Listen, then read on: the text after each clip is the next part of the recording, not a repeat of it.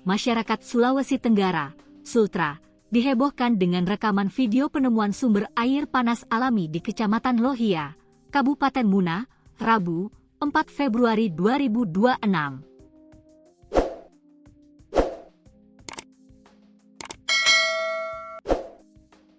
Kejadian ini mendadak viral setelah diunggah oleh warga setempat dan dibagikan berkali-kali di berbagai platform media sosial.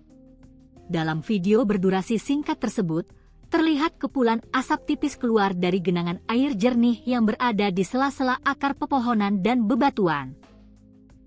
Menariknya, air tersebut tampak mendidih dengan gelembung-gelembung udara yang muncul secara konsisten dari dasar sumber air. Sosok perekam video dan warga yang berada di lokasi tampak sangat antusias melihat sumber air panas tersebut.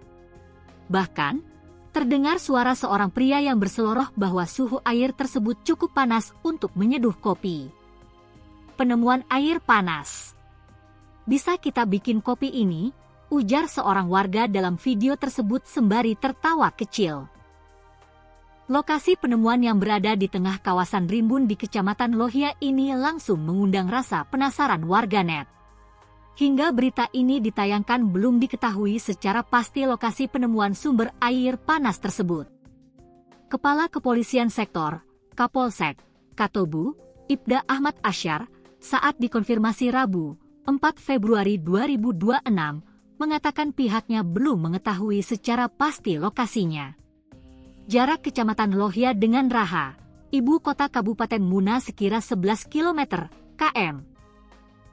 Waktu tempuh 18 menit berkendara motor atau mobil.